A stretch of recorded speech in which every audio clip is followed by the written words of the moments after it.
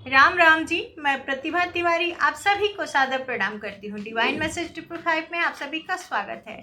तो चलिए आज देखते हैं कि जो आपके हेटर्स हैं, जो आपके दुश्मन हैं, वो आपके बारे में क्या सोचते हैं, क्या महसूस करते हैं, आप उनके लिए कैसे इंसान हैं और क्यों वो आपसे इतना हेट करते हैं। तो चलिए देखते हैं। तो यहाँ ऐसा लग रहा है कि आपके हेटर्स बहुत फ्रस्ट्रेटेड है आपसे। आपके दुश्मन ये समझते हैं कि कोई तो ऐसी शक्ति है जो आपको अपनी छत्र छाया में रखती है, जो अपने गोद में छुपा के रखती है आपको हर नेगेटिविटी से, हर परेशानी से, हर तकलीफ से। आपके दुश्मनों को लगता है कि वो कितने भी आपके रास्ते में रुकावटें खड़ी कर लें, चाहे ब्लैक एनर्जी सेंड कर दें, चाहे लाख वो कोशिशें कर लें, लेकिन आप फिर से उठ के खड़े हो जाते हैं। उन सारी मुश्किलों से लड़ने की आप में पता नहीं कहाँ से शक्ति आ जाती है। उनको ऐसा लगता है कि जैसे आपको कोई प्रोटेक्शन मिला हुआ है। कई बार हो सकता है कि आपके दिमाग को बांधने की कोशिश की गई होगी। आपके ऊपर ब्लैक एनर्जी सेंड किए गए होंगे, या फिर वो लोग हमेशा आपकी तरफ नेगेटिव एनर्जी सेंड करते ही रहते हैं और उन लोगों को ऐसा लगता है कि इसका कुछ तो असर हो आपके ऊपर। लेकिन आप फिर से उठ खड़े हो जाते हैं। गिरते तो हैं, उसका असर आपके ऊपर होता है, लेकिन वो असर ज़्यादा देर तक नहीं रह पाता। फिर आप उठ के खड़े हो जाते हैं, फिर आपके अंदर वही स्ट्रेंथ, वही हिम्मत आ जाती है और फिर से आप अपने रास्ते पे चल पड़ते हैं। आपके हेटर्स को ऐसा लगता है कि खुशियाँ ज़्यादा देर तक आपसे दूर नहीं रह पाती। ये लाख कोशिश करते हैं आपके रास्ते में आने वाली खुशियों में रुकावट बनने की, लेकिन खुशियाँ आपके पास आने का कोई ना कोई रास्ता ढूंढ ही लेती हैं। हो सकता है आप ऐसे पर्सन होंगे कि छोटी छोटी चीज़ों में खुश हो जाते होंगे, ज़्यादा बर्डन नहीं लेते होंगे, और ये आपके दुश्मनों को ज़्यादा परेशान करती है कि ये खुश कैसे है, ये खुश कैसे रह रहा है, कैसे खुश रह रही है। जेंडर से मत लीजिएगा। वैसे मेरा मानना यही है, मैं खुद भी ये अप्लाई करती हूँ कि मैं जब अपने घर से बाहर निकलती हूँ, तो चाहे घर में कितनी भी मेरे को प्रॉब्लम्स हो, कुछ भी दिक्कत हो, लेकिन घर से बाहर निकलती हूँ तो मेरे चेहरे पे एक मुस्कुराहट होती है, जिससे कि जो मेरे दुश्मन हैं भाई जल भुन जाए कि हमेशा ये इतना खुश क्यों रहती है, कैसे रहती है, क्या रीज़न है, क्यों हम अपनी तकलीफ़ें किसी को दिखाएं। वो हमारी प्रॉब्लम है, हम उसे सॉल्व कर लेंगे, लेकिन दूसरों को हंसने का मौका क्यों दें हम अपने ऊपर। तो आप भी ऐसे ही हो सकते हैं। आपके हेटर्स आपको जब भी देखते हैं आप खुश दिखते हैं, और उनकी उम्मीद कुछ और होती है आपसे। उनको उम्मीद होती है कि आप उनके पास जाएंगे, रोएंगे, अपना दुखड़ा सुनाएंगे, परेशान होंगे, आप उनको दिखेंगे आप उदास, फ्रस्ट्रेटेड, लेकिन वैसा कुछ होता नहीं है, तो वो निराश हो जाते हैं। आपके हेटर्स को ऐसा लगता है कि आप में ऐसी कोई बात है कि जैसे परमात्मा ने आपके हाथ में तलवार दे रखा है कि तुम्हारे रास्ते में जो भी कठिनाइयाँ आए, जो भी परेशानियाँ आए, जो भी बुराई आए, उन सब को इस तलवार से काटते जाओ। कोई भी चीज़ तुम्हारे पास नहीं भटकने पाएगी। आपके हेटर्स को लगता है कि आप परमात्मा में बिलीव करने वाले हैं, आप विश्वास करते हैं यूनिवर्स में, परमात्मा में, और आपके आराध्य आपके अराउंड हर समय रहते हैं तराजू लेके। वो हर समय आपके अराउंड रहते हैं तराजू लेके कि आपके साथ किसने अच्छा किया, किसने बुरा किया।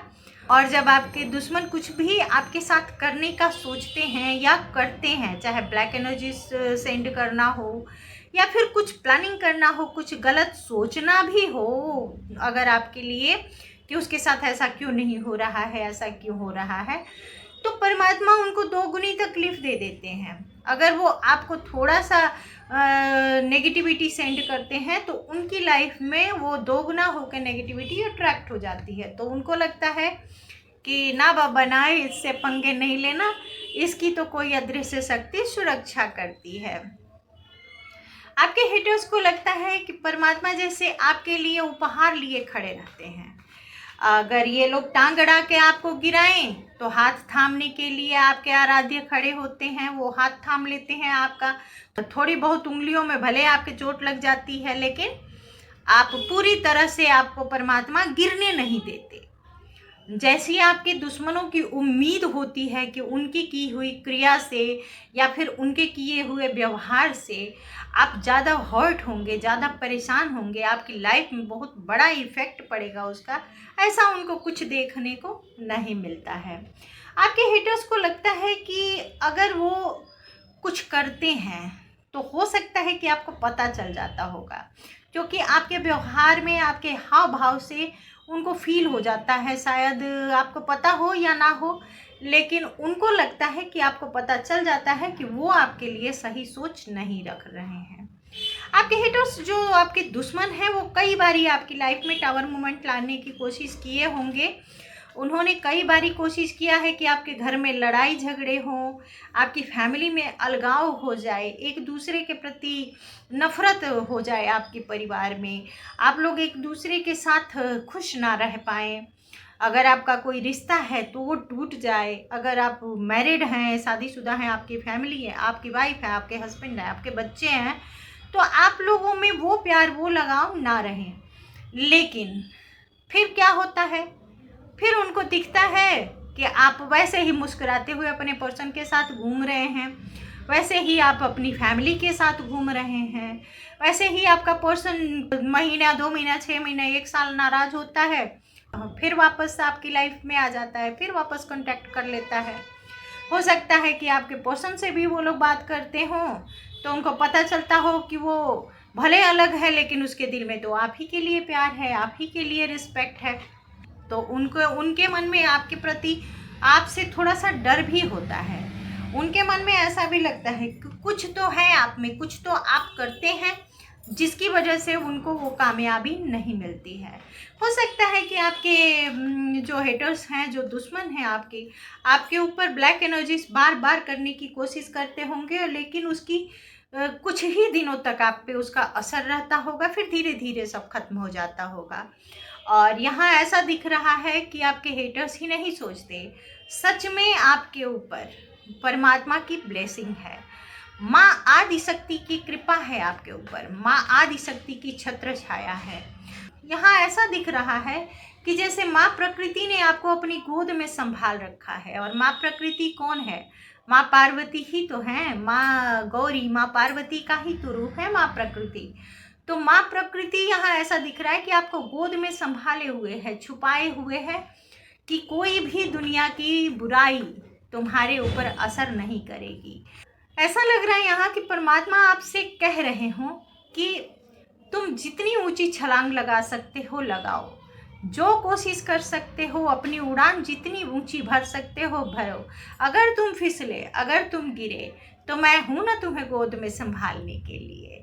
तुम्हें कभी गिरने नहीं दूंगा, मैं तुम्हें कभी गिरने नहीं दूंगी।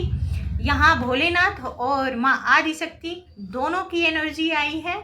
वो आपको आश्वासन दे रहे हैं कि तुम्हारे दुश्मन लाख कोशिश कर लें, लेकिन हम तुम्हें गिरने नहीं देंगे, तुम्हें चोट नहीं लगने देंगे।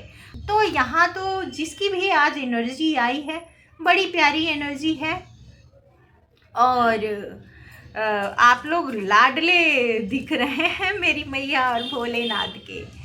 और एक और मैसेज यहाँ आ रहा है कि आपकी लाइफ में खुशियाँ आ रही हैं, खुशियाँ अट्रैक्ट हो रही हैं, और आपके हेटर्स, आपके दुश्मन मुंह की खाने वाले हैं।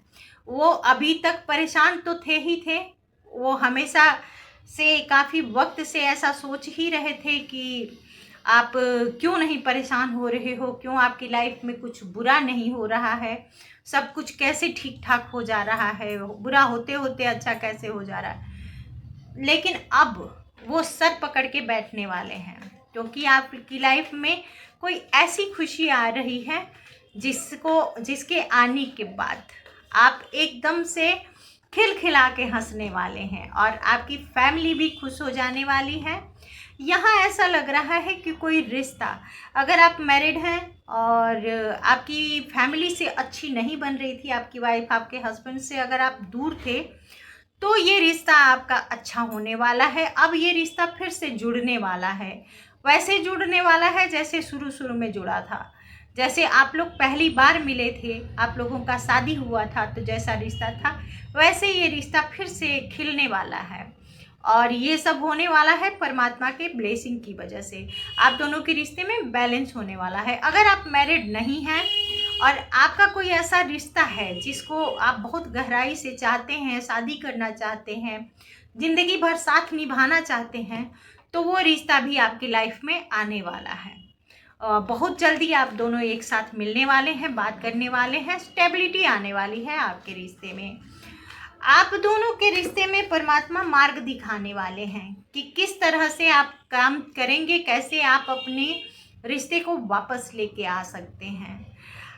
आपको परमात्मा कुछ दे रहे हैं, आप थोड़ा सा अपने आसपास, अपने अराउंड ध्यान दीजिए कि आपको कोई साइन सिंबल्स मिल सकते हैं। यूनिवर्स आपको कोई गिफ्ट देना चाहते हैं और यूनिवर्स आपसे कुछ कहना चाहते हैं। कुछ तो ऐसा है जो आप इग्नोर कर रहे हैं, जो आप इस वक्त अपनी परेशानियों में, अपने फ्रस्ट्रेशन में देख नहीं पा रहे हैं। यूनिवर्स एंजल ना हमारे सामने आके डायरेक्ट बात नहीं करते, वो हमें संकेतों में कुछ बताते हैं, संकेतों में कुछ ना कुछ समझाने की कोशिश करते हैं। एंजल नंबर्स हो गए या फिर चिड़ियों की चहचहाहट में कई बारी कोई ना कोई संदेश मिल जाता है। कई बारी दो जोड़े पक्षी बैठ के एक साथ बैठे होते हैं तो कोई मैसेज दे जाते हैं। कई बारी तो बादलों में कुछ ना कुछ ऐसा बना हुआ हमें दिख जाता है जिससे हमें कोई ना कोई मैसेज मिल जाता है और हम उसको समझ जाते हैं। तो आप लोग थोड़ा सा अवेयर रहिए, अपने आसपास की चीज़ों पे थोड़ा सा ध्यान दीजिए। परमात्मा आपको कुछ बताने की कोशिश कर रहे हैं, कोई ना कोई मैसेज देने की कोशिश कर रहे हैं आपको, तो थोड़ा सा ध्यान दीजिए।